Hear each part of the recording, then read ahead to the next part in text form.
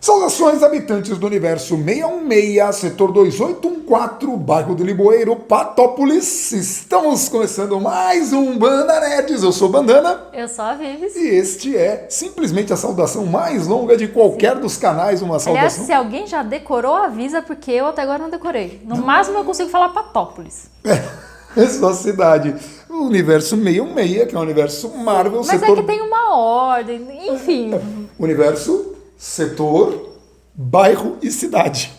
Tudo que a gente precisa. Carta. Eu não quis falar país porque eu não sei exatamente em que país melhor do imaginário não. Fica, melhor não. Enfim, mas depois a gente pode incluir um país aí. Se vocês quiserem dar sugestões, já deixem no comentário. Mas enfim, hoje, terça-feira, estamos para falar algumas notícias. Na quinta-feira, a gente vem com um único assunto. Hoje a gente vai comentar algumas notícias que rodaram aí o fim de semana. Por isso, sempre terças-feiras, a gente vai fazer mais ou menos esse formato. Sim. Pelo menos por enquanto. Já começando com a série Good Omens, que é uma adaptação do livro do Neil Gaiman com o Terry Pratchett, que é um livro muito legal, Belas Maldições, aqui no Brasil, que...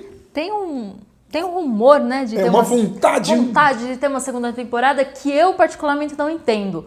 Para quem leu o livro e quem não leu, leia, que é muito bom.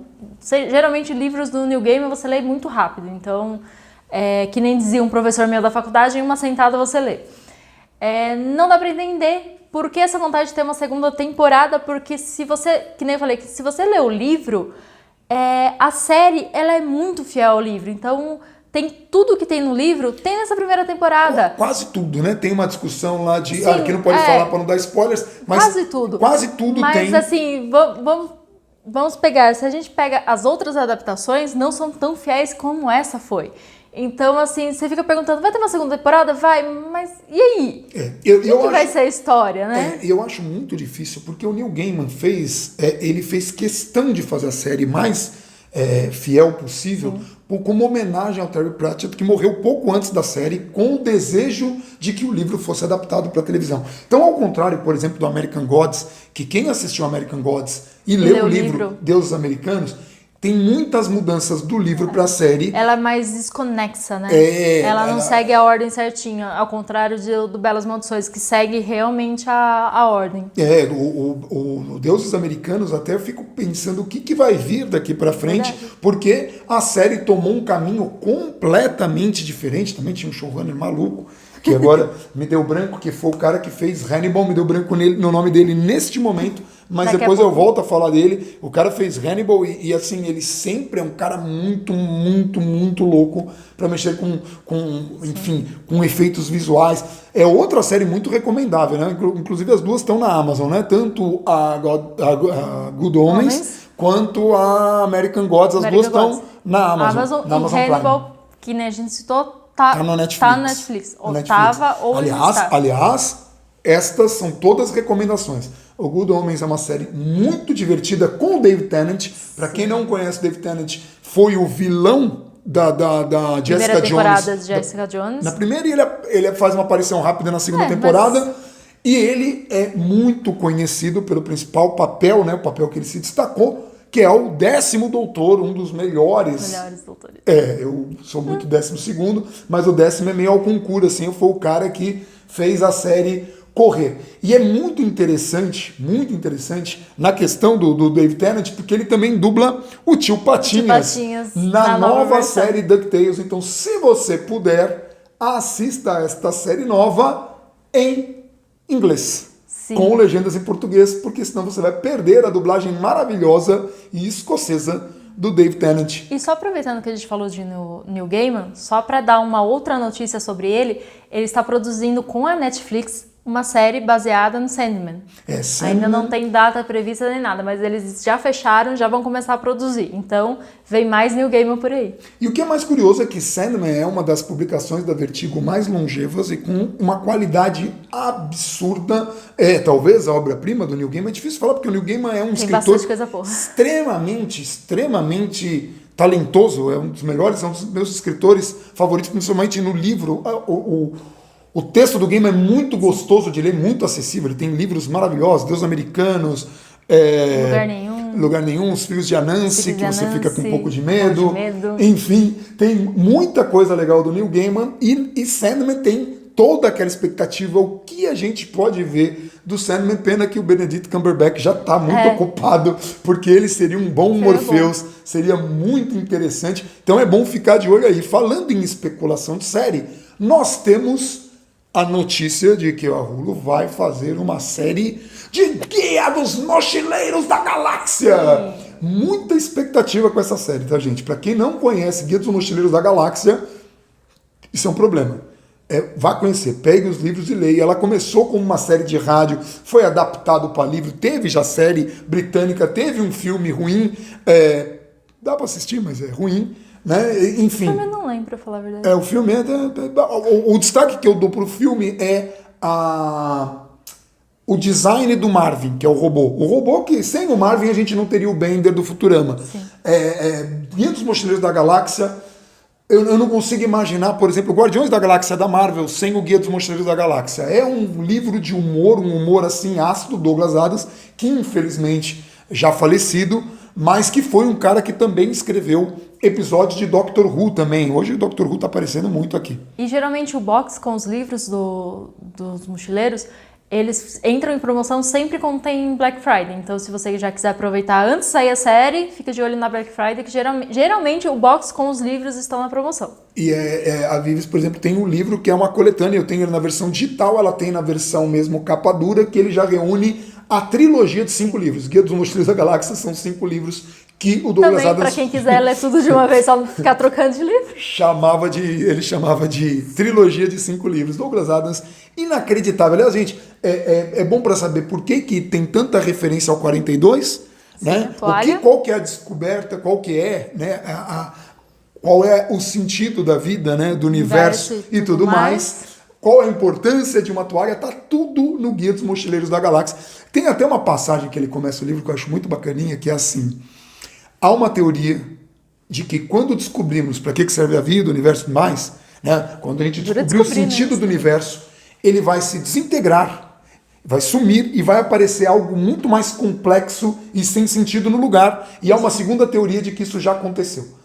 Eu acho que faz muito sentido. Não, ele faz assim, ele faz uns malabarismos, vale muito a pena mesmo. Aliás, dica de games, hein? Street Fighter V está gratuito para você que tem PS4 ou para você que joga no PC, do dia 1º ao dia 11 de agosto, Street Fighter V aí, aproveita, tempo limitado, e acho que pega o tempo da Evo, se não me engano, a Capcom tentando promover aí o Street Fighter. E falando de série, também tem uma série sobre ficção científica, The Expanse, que foi renovado para a 5ª temporada. É muito legal, porque acho que a 4ª não estreou ainda, né? Não estreou ainda, pelo menos... Não estreou ainda. Não estreou, a gente viu a terceira. Na Amazon Prime, no Brasil ainda não. Tem até a terceira. Mas, gente, quem não assistiu The Expanse, outra recomendação, mais uma da Amazon, né? Sim. A gente tem que fazer um pouco da Netflix também, senão daqui a pouco a gente toma bronca. Não sei de quem. Mas, assim, é uma série que se passa 200 anos no futuro. É muito interessante. Ela é baseada no livro O Despertar do Leviatã, o Leviatã Desperta, se não me engano, publicado no Brasil. E eram caras que escreviam esses RPGs de carta, eles eram fascinados por isso, escreveram um livro que a política ela é muito forte. É uma situação na qual a civilização humana, a nossa civilização, você viu? A navezinha saindo, a nossa civilização, ela conseguiu conquistar, né, nosso sistema solar. Então a gente colonizou Marte e a gente tem um cinturão onde ficam entre Marte e a Terra e tem habitantes humanos, né? Quer dizer, já tem marcianos, mas que são descendentes dos humanos originais, tem uma galera no cinturão, tem uma galera na Terra e tem um conflito muito grande. Assim, a série se passa sempre... Isso é sem spoiler, tá, gente? Esse é um mote da série. Sempre se passa com uma coisa de vai rolar uma guerra e não vai ser bom pra ninguém. E uma coisa que é muito legal, que poucos seriados de ficção científica aproveitam isso, que é a gravidade. A gravidade, ela é muito explorada. Então, por exemplo, uma pessoa que está em Marte, se ela vai para a Terra, ela sente. Não é simplesmente, desci no planeta e está tudo bem. Se o cara viveu somente no cinturão, ele tem dificuldades, ele não consegue ir para planeta nenhum. The Expanse, recomendadíssimo. Para mim, é a melhor série política de ficção científica. Quer dizer, uma série de ficção que envolve política desde Battlestar Galactica. Sim. E saindo das séries e vindo para os filmes, saiu a notícia da cena deletada de Vingadores. Pois é, olha só, gente. Essa cena, ela é um pouco brega. É um pouco brega, mas faz sentido ela não ter ido. Não ter ido pra coisa. Tem dois motivos para não ter ido. E primeiro, agora, nesse momento, spoilers. Se você não assistiu ainda... Se não assistiu duas ainda... coisas. 1, vergonha. E 2, pule para o próximo, sei lá, 3 ou 4 minutos do vídeo. Nossa, acho que vai demorar. Não vai tudo isso. Eu acho que vai. Mas pode descrever então a cena? Pode colocar a cena? Não sei se pode colocar a cena ou não. Editor, coloca spoiler bem aqui. E a gente não sabe... Vocês foram avisados, spoiler. Então, na cena da morte do Homem de Ferro, oh meu Deus, se você chegou aqui, a gente já avisou muitas vezes, os Vingadores, a maior parte dos personagens, eles se ajoelham, né, no momento em que percebem que o Tony Stark se foi. E a parte mais importante é a Gamorra. A Gamorra, ela aparece sumindo. Por que é importante sumindo assim, né? Indo embora para algum lugar que a gente não sabe. Ela não virou pó de novo, não, gente. Ela estava só andando, saindo da cena. Só que isso confirma que a Gamorra sobreviveu ao estalo do Tony Stark. A gente não sabe exatamente o estalo dele, qual que era o intuito, né? Se ele só ia matar a galera que estava ali, como é que ele direcionou isso. Mas a Gamorra sobreviveu, sei lá, enfim.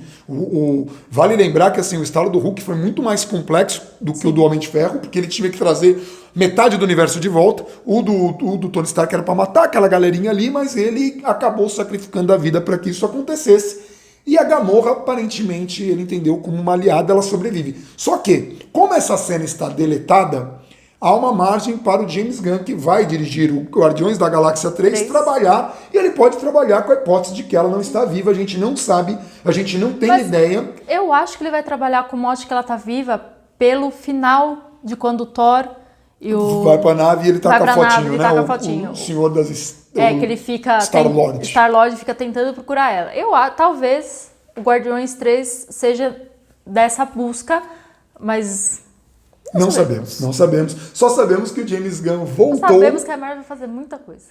E falando um pouco de quadrinhos, vale a dica, a Panini lançou um volume, devem acontecer 2 volumes apenas, tá custando na casa dos 100 de fumaça, que eu ainda não comprei, eu tenho a coleção dela americana, mas é um dos melhores...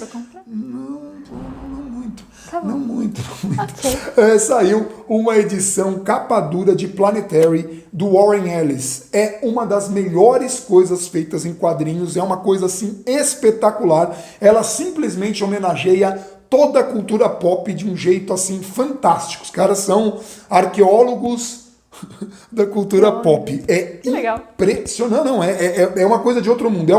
É uma coisa assim, gente, termina quando você termina Planetary é para levantar e aplaudir de pé, porque é um negócio fantástico. Warren Ellis é um cara assim muito fora da caixinha, é um cara incrível. E antes que alguém fale, o Watchmen...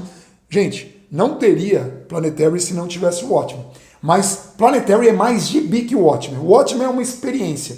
Talvez a maior imersão que você possa ter numa história em quadrinhos está ali em Watchmen. A coisa que o Alan Moore mais se orgulha, muito mais do que a história, é a narrativa, a maneira como ele fez para criar aquilo. Planetary é gibi com historinhas, algumas histórias você até pode ler soltas, apesar de ter uma trama que conduz tudo, recomendo muito. E falando em Warren Ellis, porque ele escreveu a melhor fase do Cavaleiro da Lua. E nós temos aí um pequeno rumor, um desejo talvez. Os irmãos russos estão agora eles estão se manifestando para tudo. E eles adorariam ver um ator muito famoso por um filme de John Wick 3, que está fazendo muito sucesso, o Keanu Reeves. Um filme um pouco sangrento, um pouco violento, podemos dizer assim. Deliciosamente violento. E os irmãos russos querem o Keanu Reeves, ou concordam que Keanu Reeves seria muito bom para o papel de Cavaleiro da Lua. Gente, o Cavaleiro da Lua é um personagem que foi criado em agosto de 1975, ano que eu nasci. Mas eu sou mais velho, tá? Porque eu nasci em abril. Tá. É muito mais velho. Você tinha alguns meses. Ele foi publicado numa revista que a Marvel tinha de lobisomem, do Werewolf. E é um personagem, assim, muita gente fala, é uma versão do Batman, é o Batman da Marvel. Tá longe de ser o Batman da Marvel. Ele é um personagem completamente pirado. Assim, ele é um mercenário que foi pro Egito e daí ele morreu ou não morreu, e a deusa Khonshu trouxe ele de volta, e ele tem 4 personalidades, e ele se veste todo de branco e sai atacando bandidos, como o Cavaleiro da Lua, Moon Knight. E o que é mais legal é a versão do Warren Ellis, que ele usa um terno todo branco. A versão do Warren Ellis é muito doente. Esse terno branco não dura muito, né? Não, dura. Às vezes fica encharcado de sangue, mas tudo bem, é tranquilo. Mas assim, se vocês puderem, corram atrás do Moon Knight, do Warren Ellis. A Panini lançou em 2 volumes aqui. É possível encontrar em alguns sebos. Certo. E já que você deu dica de quadrinho, eu vou dar uma dica de livro. Então tá. Tá muito fora do roteiro, mas vamos lá. Vamos lá. Para quem gosta de uma literatura espanhola antiga. Eita. E um livro que você vai se apaixonar pelo autor e você vai querer devorar tudo o que esse autor escreve, como eu fiz, é Carlos Ruiz Zafón. Comece lendo O Jogo do Anjo e A Sombra do Vento. São os 2 primeiros livros que eu li e são fascinantes. Mas ele tem outros no catálogo, mas esses 2 são, acho que os melhores dele. Então, para você que está procurando alguma coisa diferente para ler, fica aí a dica. Então, dica de quadrinhos, dica de livro, comentários de notícias e, gente, muito provável que quinta-feira a gente volte para comentar a série The Boys, que é uma série do Garth Ennis, outro cara muito louco, muito violento, muito enfim. A gente vai falar um pouquinho do Warren Ellis e o que é essa The Boys, que estreou recentemente também na Amazon Prime. Hoje foi dia da Amazon. Fica a dica. Aliás, quem não assina a Amazon ainda, a gente vai assinar a Amazon, a gente assina. A gente assina a Netflix e a gente vai assinar a Disney Plus também, porque é uma desgraça. Sim, a vida do nerd. A gente assina, né? Duas. A gente assina 2. Mas não é porque a gente é louco, não, tá? Porque ela tem a família dela, eu tenho a minha. E é isso. E aí é isso. É isso? É isso. Então tá bom, gente. A gente fica por aqui. Um abração pra todo mundo. Um beijo pra todo mundo e até quinta-feira. Eu ia fazer assim. Agora você fez. Tá.